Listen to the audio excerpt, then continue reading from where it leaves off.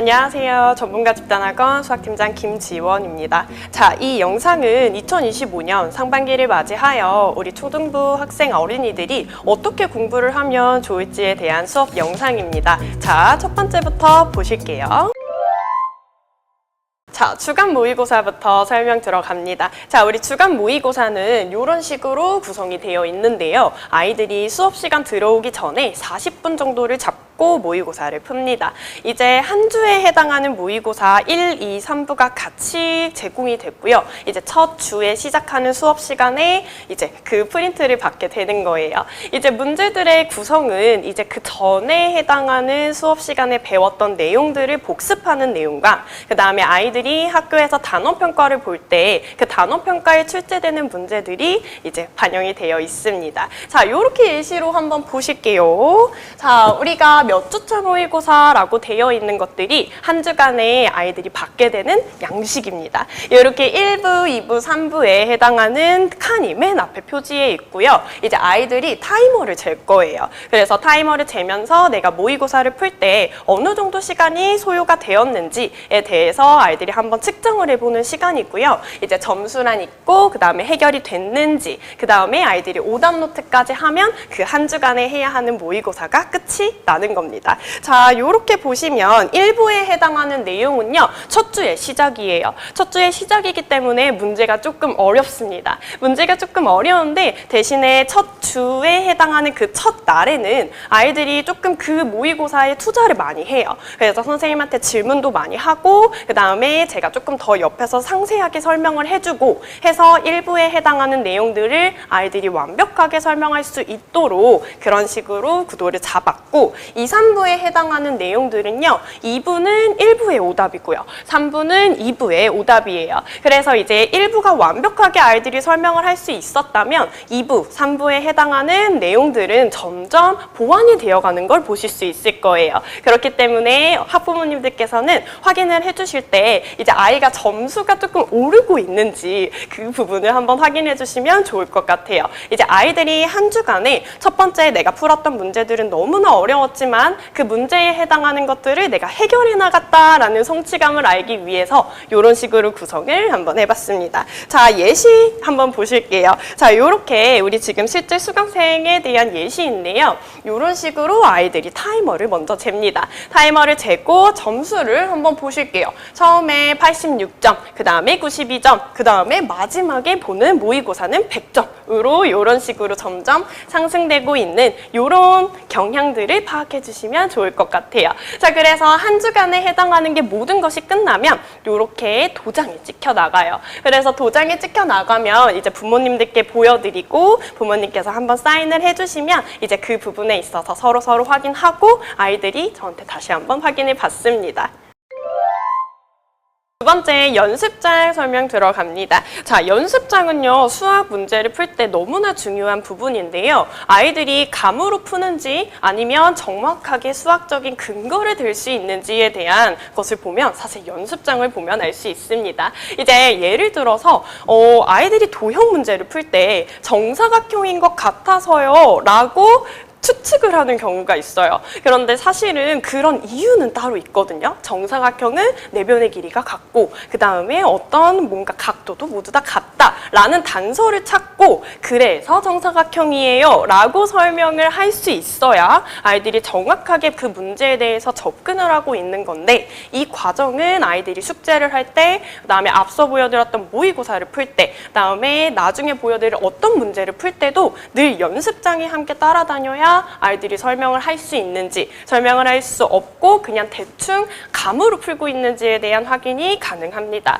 자, 이제 연습장을 제가 검사할 때는요. 연습장이 사실 충분하게 뭔가 만족이 되지 않으면 숙제로 인정을 하지는 않아요. 그래서 그 채점 기준은 이제 아이들이 서술형을 볼 때 만점을 받을 수 있게끔 하는 것이 채점의 목표입니다. 그렇기 때문에 연습장이 충족이 되지 않는다면 다시 남아서 숙제를 하거나 아니면 나중에 다시 한번 보완을 해야 되는 경우는 있을 수 있어요. 자, 한번 예시를 보실게요. 자, 이렇게 우리 초등학생의 연습장입니다. 자, 지금 수강하고 있는 학생들이 이렇게 저한테 제출을 한 번씩 하는데요. 이제 정확하게 뭐 문제 있고 그 다음에 거기에 대한 풀이가 저한테 보일 수 있도록 구성이 되어 있는데 이렇게 쓰는 방법들은 제가 다 옆에서 알려줘요. 그래서 아이들이 학원에 등원을 하면 차근차근 알려주다 보면 아이들이 피드백을 받고 그 피드백을 다시 적용을 하고 하면서 정확하게 접근하는 모습들이 있습니다. 자, 이런 식으로 연습장을 좀 자세하게 쓰게 되면 가장 좋은 거는 실수가 줄어요.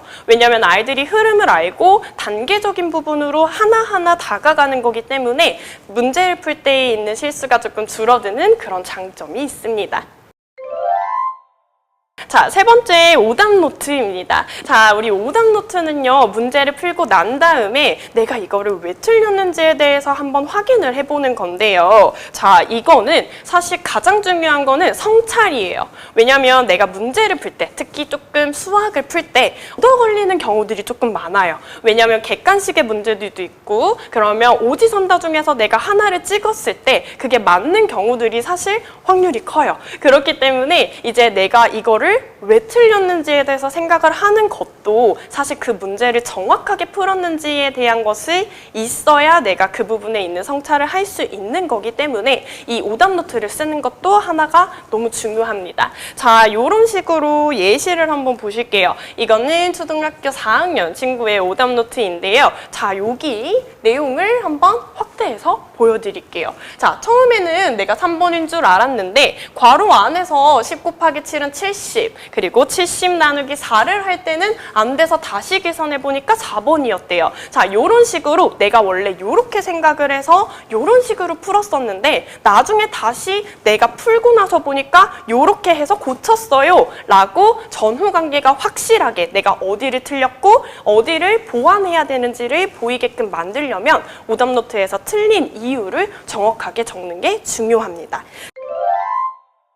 기름칠입니다. 첫 번째. 자, 이거 기름칠은요, 뭐 하는 거냐면요. 우리가 운동하기 전에 스트레칭을 하듯이 공부를 할 때도 스트레칭이 필요합니다. 바로 뇌가 깨어져야 하는 시간들이 필요한데요. 요거는 그렇게 어려운 문제가 구성이 되어 있는 거는 아니고요. 한 아이들이 10분에서 15분 정도 투자를 하면 풀 수 있는 거예요. 근데 이게 어려운 거는 사실 매일매일 하는 게 너무 어려워요. 그래서 저는 매일매일 학습 훈련을 시킵니다. 자, 이런 식으로 아이들이 받게 될 텐데요. 1차부터 6차까지 월요일부터 토요일까지로 구성이 되어 있습니다. 그래서 아이들이 날짜 세팅은 먼저 처음에 저한테 받고 나서 하고요. 그 다음에 시작하는 시간과 끝 시간을 아이들이 직접 적고 확인이 되면 제가 도장을 찍어서 나갑니다. 자, 이렇게 실제 예시 모습을 한번 보시게 될 텐데요. 이제 아이들이 날짜를 적고 다 완료가 되면 마찬가지로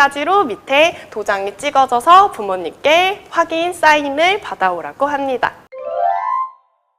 첫 번째 교재입니다. 자, 우리 교재는요, 초등부 아이들은요, 이제 개별 진도로 나갈 거예요. 자, 개별 진도로 나가다 보니까 이 개별 진도에 해당하는 파일 교재가 장점이 있는데, 첫 번째는 일단은 본인 학년에 맞는 진도로 나가요.